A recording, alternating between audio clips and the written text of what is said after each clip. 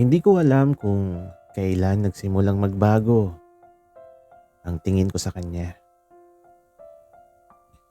Siguro noong mga gabing magkatapat kami sa hapagkainan habang ang tanging naririnig lang ay ang kalansing ng kutsara at tinidor. O baka naman noong mga sandaling nagkakatinginan kami ng matagal. Yung tingin na may gustong sabihin pero pilit ibinabaon sa limot. Si Henry, siya ang asawa ng pinsan ko. Siya ang taong dapat ay kuya ang tawag ko, pero sa bawat pagdaan ng mga araw, unti-unting nabubura ang label na yon sa isip ko. Ang gabing mapangahas. Maulan noong Martes ng gabi. Wala si ate dahil may out of town seminar siya para sa trabaho. Kami lang ni Henry ang naiwan sa bahay.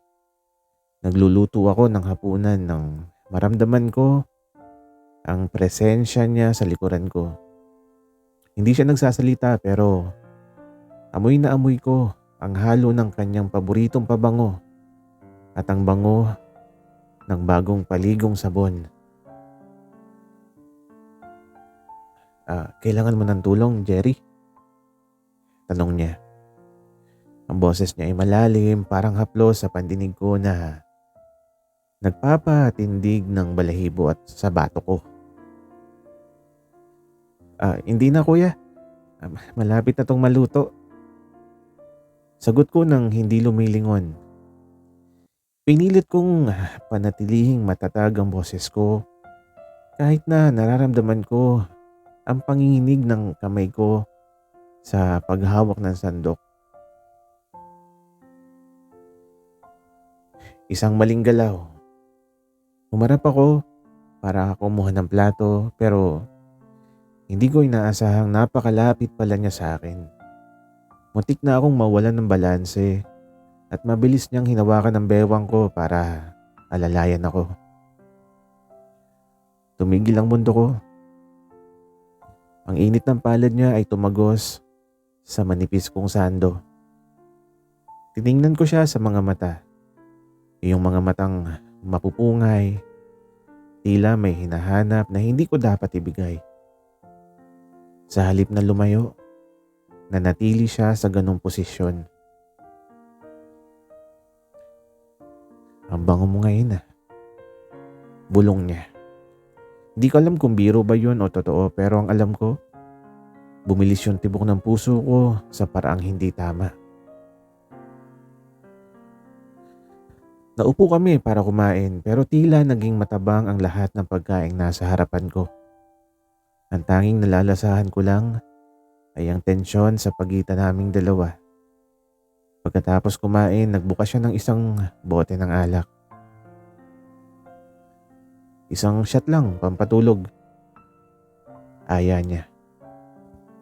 Hindi ako tumanggi. At doon nagsimula ang panganib. Sa bawat lagok ng alak, unti-unting nawawala yung takot. Sa bawat tawa at kwentuhan, mas lalong lumalapit ang aming mga balikat hanggang sa wala ng distansya. Hinawakan niya ang kamay ko na nasa ibabaw ng mesa, malambot pero mariin. Alam mo ba, Jerry? Minsan iniisip ko kung bakit ngayon lang tayo nagkaroon ng ganitong oras. Tumingin ako sa kanya. Nalalasing hindi sa alak kundi sa titig niya. Alam kong mali, alam kong bawal pero sa gabing yun, tila ang bawal ay siyang pinakamasarap na putahing inihain sa harap ko. At sa unang pagkakataon, handa na akong tumikim ng hindi dapat. Ang bawat segundo ng katahimikan sa sala ay parang mabigat na hangin na humahaplos sa amin. Ang kamay ni Henry na nakapatong sa kamay ko ay tila naglalabas ng kuryenteng gumagapang hanggang sa ikubuturan ng pagkatao ko. Hindi ko na binawi ang kamay ko. Sa totoo lang, mas hinigpitan ko pa ang hawak.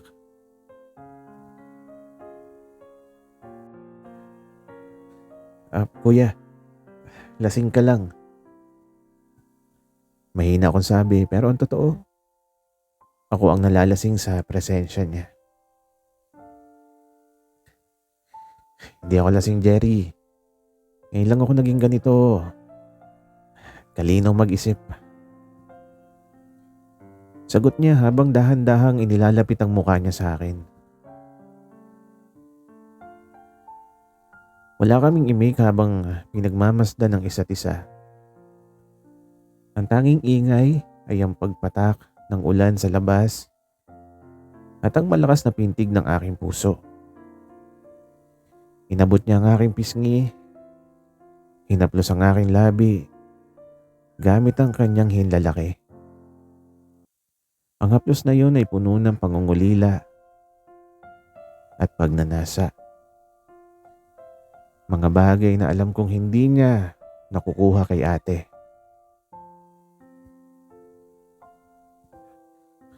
Mali to.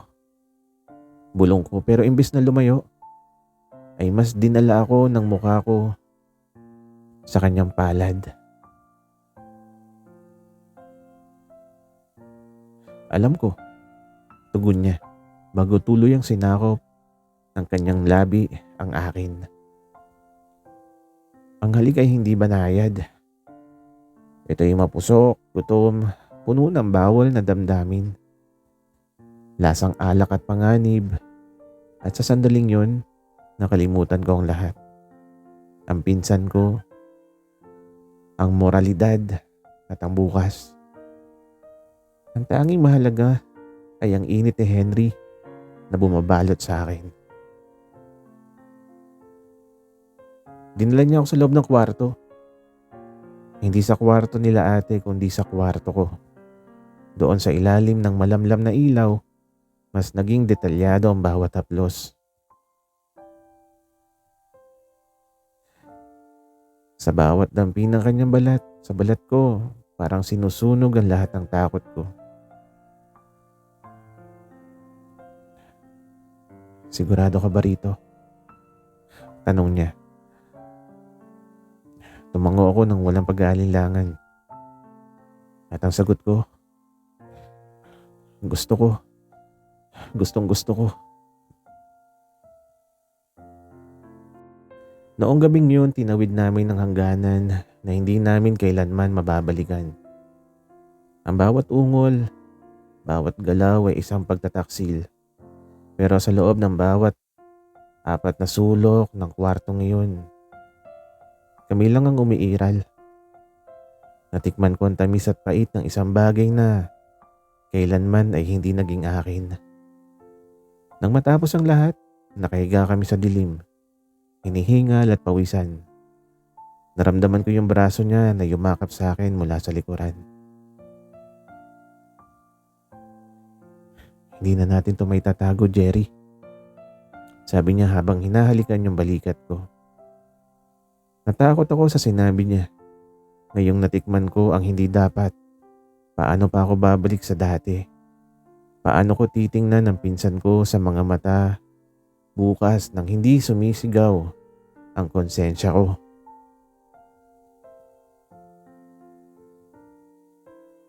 Nagising ako sa tunog ng busina ng sasakyan sa labas.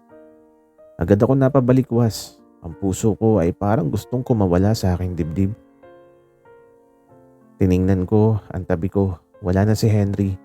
Pero ramdam ko pa yung init niya sa aking kama. Ang amoy ng kanyang pabango ay nananatili sa aking unan. Isang matamis na paalala ng kasalanang ginawa naming kagabi. Jerry, andito na ako. Sigaw ni Ate Minda mula sa sala. Halos madapa ako sa pagmamadali. Isinuot ko ang unang damit na nakita ko at pilit na inayos ang sarili bago lumabas. Nadatnan ko silang dalawa sa sala. Nakayakap si ate kay Henry hinahalikan ng asawa sa pisngi habang nagkukwento tungkol sa kanyang seminar. Parang sinasaksak yung puso ko habang pinapanood ko sila. Kagabi lang ang mga bisig na yon ni Henry ay nakapulupot sa akin. "Oh, Jerry, bakit puyat na puyat ka?" Tanong ni Ate Minda nang mapansin ako. Lumapit siya at hinawakan ng noo ko. May sakit ka ba? Ang init mo." Umiwas ako ng tingin. Wala to ate. Medyo tinapos ko lang yung tinatrabaho ko kagabi." Sulyap lang ang itinago ni Henry sa akin. Walang emosyon ang kanyang muka. Tila ba walang nangyari sa pagitan namin. Ang galing niyang magtago. Ang galing niyang magpanggap. At doon ako mas lalong nasaktan. Sa buong maghapon naging mailap ako. Pero hindi ako tinatantanan ni Henry. Sa tuwing malilingat si ate, nararamdaman ko ang kanyang mga mata nakatitig sa akin. Isang pagkakataon habang nasa kusina ako at naguhugas ng pinggan, pumasok siya. Kunwari ay kukuha ng tubig pero ang totoo ay may ibang sadya. Hindi ko matigil isipin yung kagabi. Bulong niya sa mismong tenga ko. Naramdaman ko yung init ng kanyang hininga. "Henry, parang awa mo na. Huwag dito. Andyan si ate sa sala." Pigil ko sa kanya kahit na ang totoo ay nangihina yung mga tuhod ko sa lapit niya. "Gusto ko ulit, Jerry. Hindi sapat ang isang gabi." Sabi niya habang ang kamay niya ay dahan-dahang gumagapang sa likuran ko. Malayo sa paningin ni ate pero sapat na para maramdaman ko ang kanyang pagnanasa. Nung gabing yun habang natutulog na si Ate Minda sa kanilang silid, nakatanggap ako ng text mula kay Henry. "Punta ka sa laundry room sa likod. Ngayon na. Maghihintay ako." Alam kong dapat akong tumanggi. Alam kong ito yung pagkakataon para itigil ang kahibangang ito pero ang katawan ko ay tila may sariling isip. Parang isang adik na naghahanap ng kanyang bisyo. Dahan-dahan ako lumabas ng kwarto. Tiniyak na walang ingay ang bawat hakbang. Sa dilim ng laundry room, hindi na kami nag-usap. Pagpasok ko pa lang ay sinalubong na niya ako ng isang marahas at gutom na halik. Sa bawat haplos at sa bawat tagong ingay namin sa gitna ng mga sampayan, alam kong wala na itong balikan. Natikman kong hindi dapat. At ngayon, hindi ko na kayang tumigil. Kahit pa ang kapalit nito ay ang pagkawasak ng aming pamilya.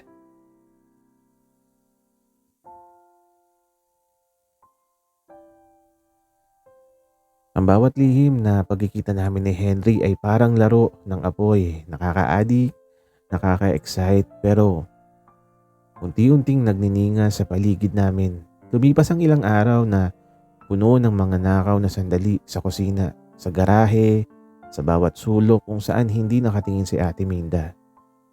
Pero ang masarap na lasa ng bawal ay mabilis na haluan ng pait nang magsimula ako makaramdam ng isang bagay na wala sa usapan. Selos.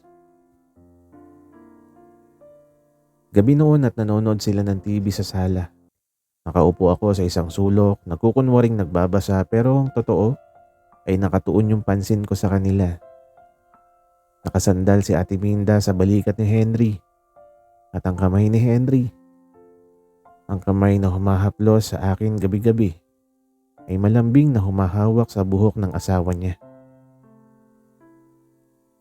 "Mahal, parang ang lalim ng iniisip mo nitong mga nakaraang araw," sabi ni Ate Minda kay Henry. "Masyado ka bang pagod sa trabaho?" Medyo lang, Minda. Marami lang inaayos. Sagot ni Henry bago hinalikan si ate sa noo. Kumulo yung dugo ko. Alam kong wala akong karapatan pero may mga sumasakal sa akin. Gusto ko sumigaw. Gusto kong sabihin kay ate na ang asawa niya ay pag-aari ko rin. Ang bawat lambing ni Henry sa kanya ay parang sampal sa mukha ko.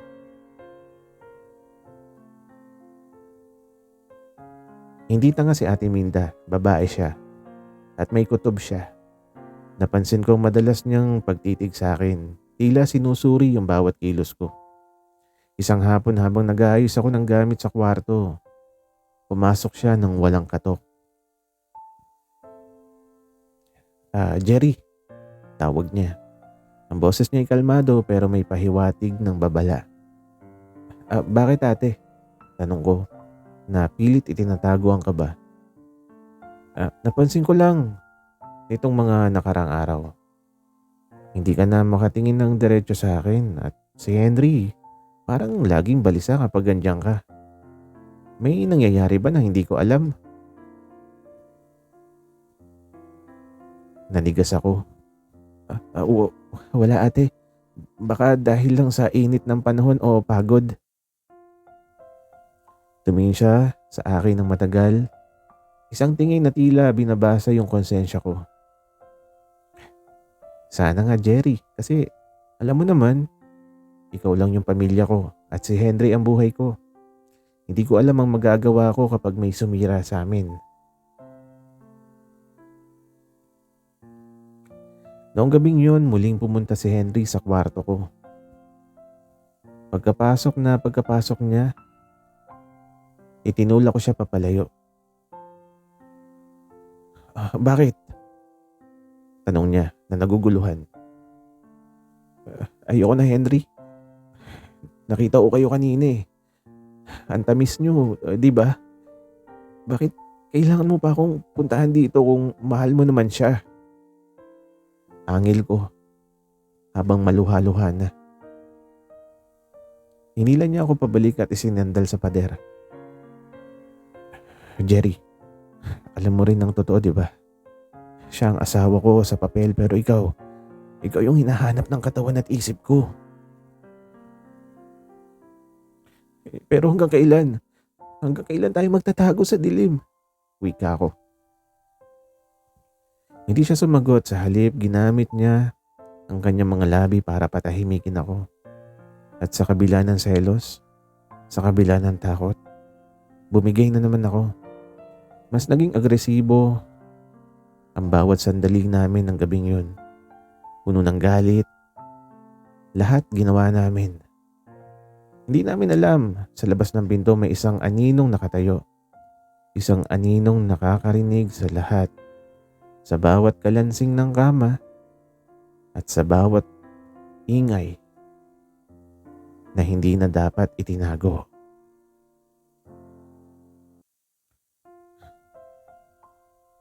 Wasak. Yan lang ang salitang makakapaglarawan sa buhay naming tatlo pagkatapos ng gabing nahuli kami ni Ate Minda. Wala nang sigawan, wala nang sampalan. Ang mas masakit ay ang katahimikang bumabalot sa bahay. Katahimikang puno ng puot at pandidiri. Iniwan kami ni ate. Hindi siya nagmura, hindi siya nag-eskandalo. Kinuha niya ang kanyang mga gamit at lumabas ng pinto. Bit-bit ang kanyang durog na dangal. Ang naiwan ngayon, kami lang ni Henry.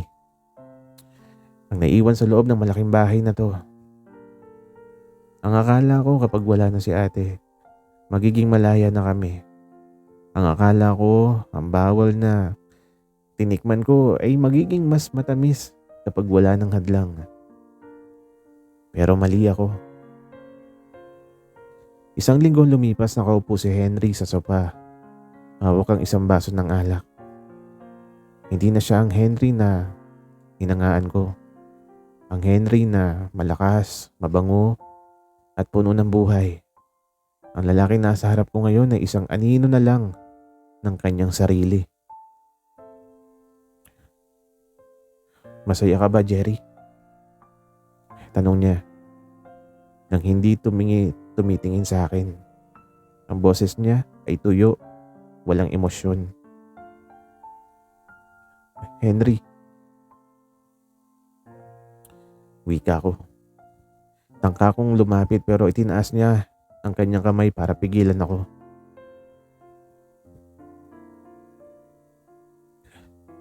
Nakuha natin ang gusto natin. Wala nang ate Minda mo. Wala nang asawa ko, tayo na lang. Pero bakit pakiramdam ko mas talunan tayo ngayon? Wika niya. Ang mapait na realidad. Lumapit ako sa kanya at pilit niyakap mula sa likod. Andito naman ako di ba? Mahal kita, Henry. Yun lang ang mahalaga. Inalis niya yung kamay ko, tumayo siya at hinarap ako. Sa kanyang mga mata, wala na yung pagnanasa na dati nagpapatunaw sa akin. Ang nakikita ko na lang ay pagsisisi. Hindi pag-ibig to, Jerry. Libog lang to. Isang pagkakamaling pinili nating panindigan. Sabi niya ng derechahan. Ang bawat salita ay parang balisaw na sumaksak sa puso ko.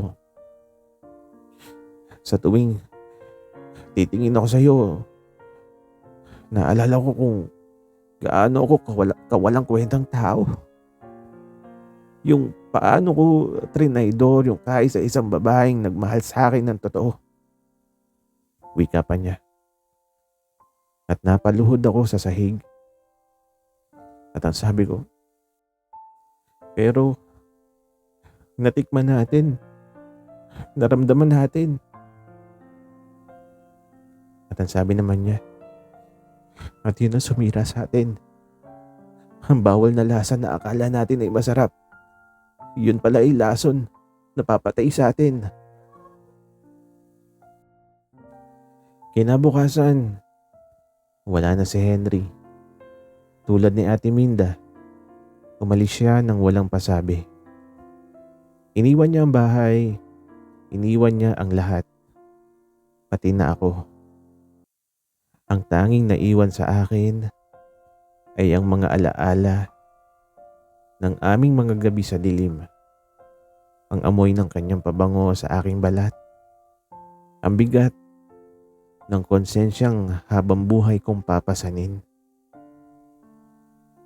Mag-isa ako ngayon sa pagkainan.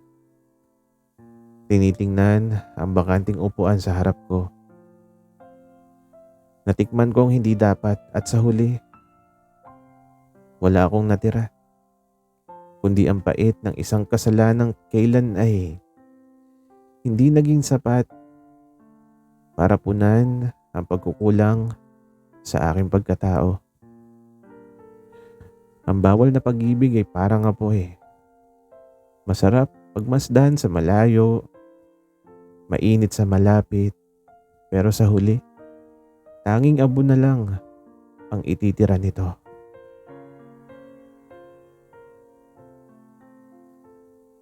Maraming salamat sa inyong pakikinig.